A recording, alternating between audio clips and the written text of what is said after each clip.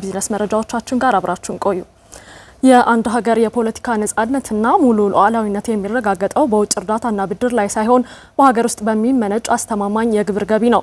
ዜጎች በታማኝነት የሚከፍሉት እያንዳንዱ ሳንቲም ተመልሶ ዝቅተኛ ገቢ ላላቸው የህብረተሰብ ክፍሎች ነጻ የትምህርትና የሕክምና አቅርቦት እንዲሁም ደግሞ ሰፊ የማህበራዊ ደህንነት ድጋፍ ሆኖ ይደርሳል።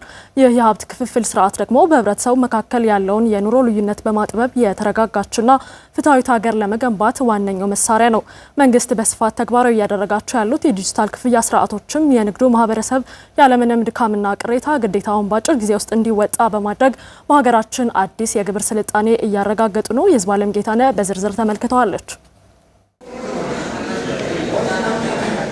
ባለፉት ዓመታት የኢትዮጵያ የግብር ስርዓት በበርካታ መዋቅራዊና ማህበራዊ ተግዳሮቶች የተተበተበ ነበር። በህብረተሰቡ ዘንድ ግብርን እንደ ዜግነት ኃላፊነትና ለልማት እንደሚውል ኢንቨስትመንት ከመቁጠር ይልቅ እንደ ጭቆና የመመልከት ስነ ልቦና ሰፍኖም ቆይቷል። ይፋዊ ባልሆኑ የንግድ መስመሮች የሚንቀሳቀሱ ምርቶች መንግስት ማግኘት የሚገባውን በቢሊየን የሚቆጠር ገቢ ሲያሳጡት፣ ይህም ሀገሪቱ ለታላላቅ መሰረተ ልማቶች ማስፈጸሚያ የሚሆን በቂ በጀት እንዳይኖራትና በአንጻሩ በውጭ ብድርና እርዳታ ላይ እንድትደገፍ አድርጓታል። ፍትሐዊ ያልሆነ የግብር ስርጭትም ህጋዊ ነጋዴዎችን ተወዳዳሪነት የሚያሳጣና በኢኮኖሚው ላይ ጥላ ያጠላ ነበር። አሁን ላይ በታክስ አስተዳደሩ ላይ ጉልህ የሆኑ የሪፎርም እርምጃዎች እየታዩ ይገኛሉ።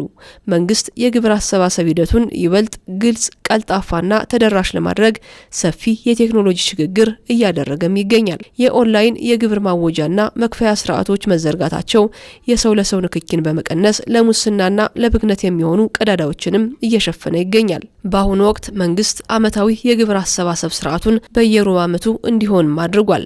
ይህም ለከፋዩ የግብር አከፋፈሉን ቀላል እንዲሆን አስችሏል። ግብር አከፋፈሉ በጣም የተስማማ ለነጋዴው በጣም ጥሩ ያለው ሁኔታ ነው። በአሁኑ ሰዓት መንግስት ባደረገው ጉዳይ በተለይ ይሄ የሩብ ዓመት ክፍያ የሚባል በዚህ ከተማ መስተዳደር ባሉ ነጋዴዎች ላይ ጥሩ ነገር ነው ያለው ነው የምለው። ለኔ ክፎር ስንባል ኦቨር መጣ በዛብን የሚሉ ጥያቄዎች ነበሩን። ከዚህ በኋላ ግን የምንከፍለው ግብር ምን ይመስላል የሚለው ስንመለከተው እነሱ ደግሞ ጊዜና ሰሌዳ ይዘው ሲያስረዱን ግን ተረድተን አሁን የግብር አከፋፈሉ መክፈል ያለብን መቼ ወር ቅድመ ዝግጅት ምን ማድረግ አለብን አስተምሮ ፈተውን በወቅቱም እየከፈልን እንዳለን ከዛም የ3 ወር የ6 ወር አከፋፈል የሚለው ተረድተን ደግሞ እየከፈልን ያው እስካሁን እየተመራይ እንዳለ ይሄ ነው። የሚሰበሰበው የግብር ገቢ በቀጥታ ወደ መሰረተ ልማት ግንባታ ሲቀየርና ይህንንም ነጋዴው ማህበረሰብ በተግባር ሲመለከት በግብር አሰባሰብ ሂደት ላይ የሚነሱ ቅሬታዎች ተወግደው ፍጹም መተማመንን የሚፈጥር ሆኗል። ህዝቡ ተሰባስቦ ምን ላይ እንደሚውል አይናችን እያየ ነው።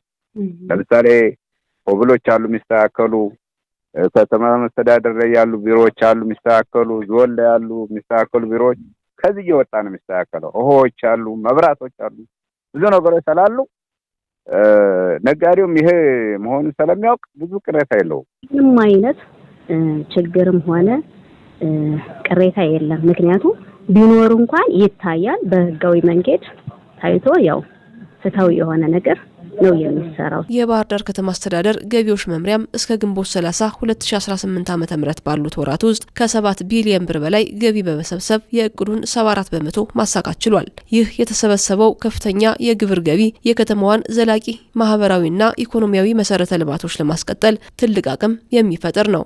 እስከ ግንቦት 30 ድረስ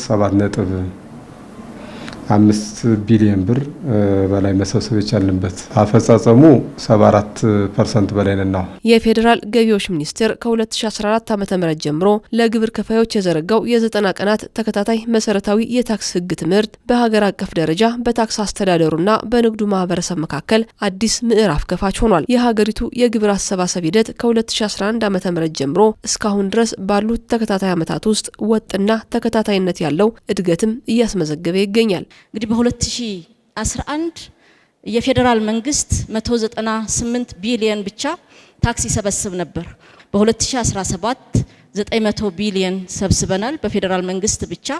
በ2018 ደግሞ በያዝነው ባለፈው 6 ወር 709 ቢሊዮን ሰብስበናል። ከቅዳችን አንፃር ወደ 68 ቢሊዮን እድገት ያለው ካለፈው አመት ተመሳሳይ 6 ወር አንጻር ደግሞ 258 ቢሊዮን እድገት ያለው ገቢ ተሰብስቧል ማለት ነው። ግብር ለአንድ ሀገር የቅንጦት ወይም የትርፍ ጉዳይ አይደለም፣ የሀገር ህልውና ጉዳይ እንጂ።